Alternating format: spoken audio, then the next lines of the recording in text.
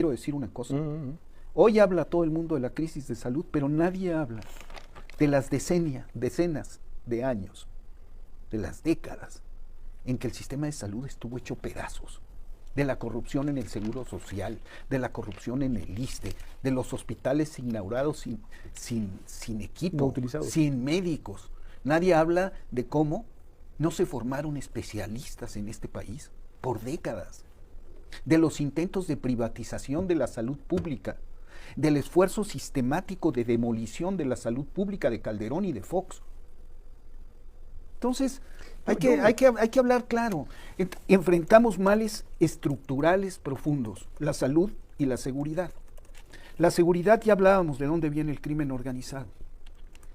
Caray, ¿por qué no lo decimos 20, 50, 60 veces? Genaro García Luna, hoy preso en Nueva York, era el hombre clave en el gobierno de Felipe Calderón, el estratega.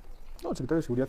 La iglesia en manos de Lutero, Manuel. Déjeme hacerle un comentario previo, porque yo sí creo cuando dice, ¿por qué no hablamos? No sé por qué no hablamos hoy. Quizá porque en su momento, a mí me corresponde mi época de medios desde el año 95. Y desde el año 95, para otro sistema de radio en el que trabajaba, y a partir del 2001 en registrar las desgracias del Seguro Social, porque no fuimos ajenos, porque estuvimos ahí viendo a las mujeres que daban a luz en las escaleras de los hospitales porque no eran capaces los doctores de recibirlos, porque a lo mejor no había lugar o porque no había interés de los médicos, y porque sí había un enorme esfuerzo entonces de los directivos del Seguro Social, por como muchas veces ahora ha pasado, intentar que desaparezca. Nada más que ha sido mucho más obvio, ¿no? La niña que quedó atrapada y murió en un elevador. No. La decisión del presidente López Obrador de desaparecer el Seguro Popular fue drástica, fue muy agresiva. Pero es que el Seguro Popular, el Seguro Popular no funcionaba. No, a lo que voy es a esto. Y además no se toma en consideración. ¿Qué hizo? ¿Cómo pasado, empezó López Obrador? Con una gira por 80 hospitales. No, de acuerdo. ¿Y qué vino? Con el objetivo de terminemos las que no ¿Qué vino? Fíjate la memoria tan frágil. ¿No? ¿Qué hubo en este sexenio? Una pandemia. No, de acuerdo. Una pandemia que destrozó, no solamente no ayudó, afectó muchísimo. Destrozó todo. ¿Y qué pasó este sexenio? ¿Con qué rapidez se convirtieron hospitales que eran cascarones en centros de atención de emergencia? No fueron las escenas y de no Perú. Se nos olvide Carlos Slim, no se nos olvide la Cruz Roja, la iniciativa privada, porque sin eso no sale nada. Ahora, te quiero decir, ¿de qué habla eso? De otra de las profecías apocalípticas que no cumplidas de la derecha. Resulta que López Obrador puede trabajar con Slim y puede trabajar con los empresarios más importantes de este país y puede sumar esfuerzos en función del país sin obedecerlos, sin someterse a ellos. O sea, pueden coexistir el poder político y el poder económico sin que haya supeditación del uno, del poder público, al poder económico. No, está bien, pero esa no es la discusión. Pero sí es la discusión, creo que, porque me dices, y si no hubiera salido sin la iniciativa privada, claro, pero ¿quién fue capaz de articular esa? El gobierno federal, porque si no lo permite no pasa. Está absolutamente claro. Y me queda claro que ahí Marcelo Ebrard jugó un papel central porque fue el operador designado por el presidente. Y la seguridad, vamos a la seguridad. Si quiere, vamos a la seguridad después de la pausa. El tema de desaparecer el Seguro Popular sin tener listo lo que sigue fue lo dramático. Válida la decisión de hacerlo, pues para eso es su gobierno.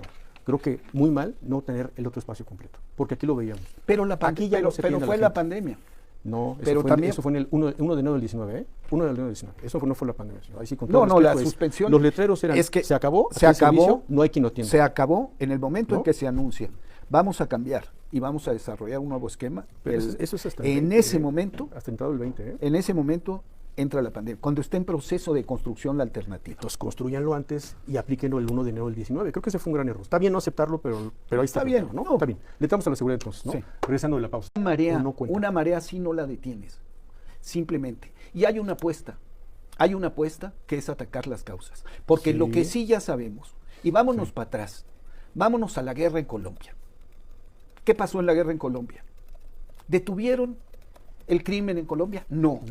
¿Detuvieron el flujo de droga a los Estados Unidos? No. Bueno, ahí los narcos llegaron a ser la política norteamericana de combate, ¿no? la política norteamericana de combate a la droga por la fuerza es un fracaso rotundo. Rotundo. Está demostrado en este país, en Colombia, en Afganistán, en Vietnam, en todas partes donde los norteamericanos se han metido a balazos, no ellos.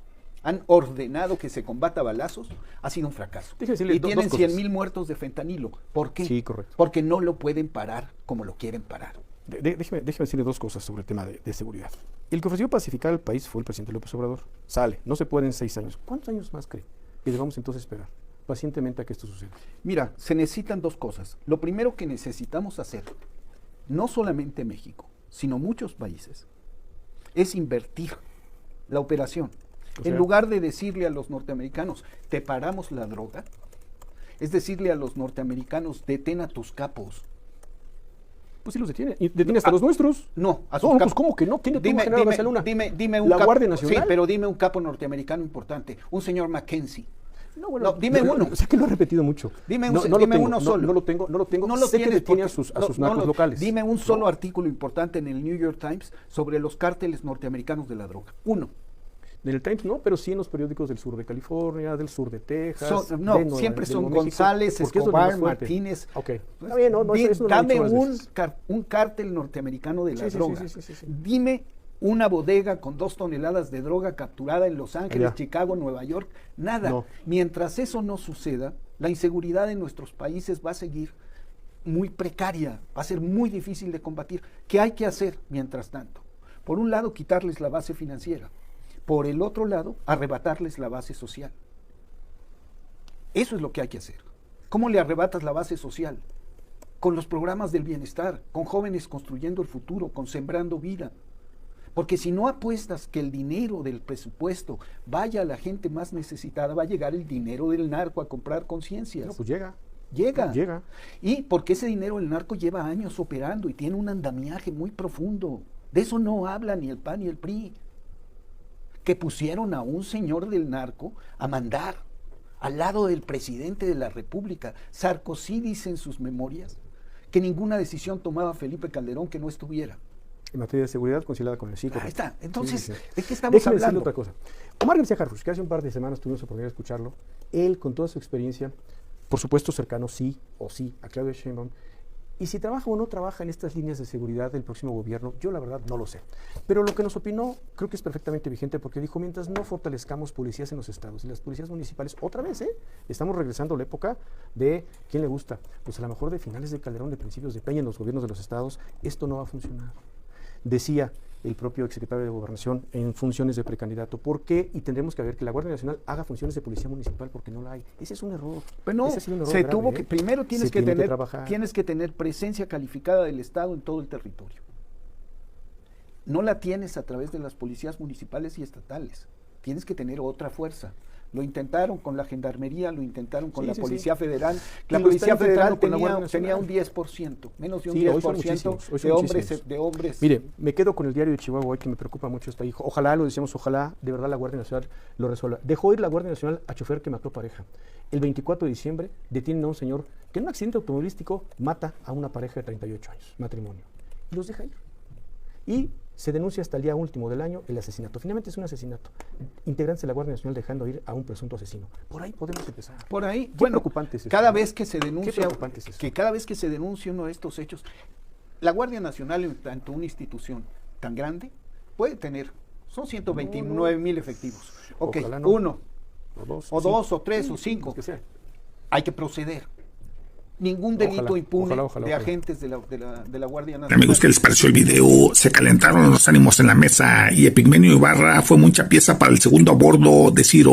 Y Epigmenio le tapa la boca al conductor al decirle que hoy todo el mundo habla del sistema de salud, pero nadie habla de que por décadas el sistema estaba hecho añicos y que ningún mejoral encontrabas en el seguro social. La corrupción imperaba en el seguro social, ISSSTE y hospitales. No había equipo, personal y mucho menos médicos. Eso sí, los altos funcionarios tenían sus farmacias particulares bien surtidas. Aparte, nunca se intentó formar especialistas en este país y peor aún, intentaron privatizar la salud pública, tanto Fox como Calderón. Además, la 4T enfrentó males estructurales profundos, la salud y la seguridad, y esta última en manos de García Luna, hoy guardado en Nueva York. El conductor comenta que desde hace 25 años ha alzado la voz del mal servicio del sistema de salud y Epigmenio le vuelve a dar tapa. El presidente AMLO empezó el sexenio recorriendo los hospitales y posteriormente se atravesó empezó la pandemia que destrozó todo. Más aún, se convirtieron hospitales que eran cascarones en centros de atención de emergencia con una gran rapidez, gracias al presidente. El conductor dice que no hay que olvidar a Carlos Slim, la Cruz Roja y la iniciativa privada, porque sin ello no sale. Y Epigmenio dice que el presidente AMLO tuvo gran mérito al trabajar con Slim y empresarios sin someterse a ellos. Vuelve la burra al trigo. El conductor dice que AMLO prometió pacificar el país y no cumplió, que cuántos años más tardará. Bueno, amigos, el PRI no pudo pacificarlo en más de 80 años y ahora se ponen muy exigentes. Estará al pendiente del próximo video. Denle like, compartan el video y suscríbanse. Hasta la próxima. Dios los bendiga.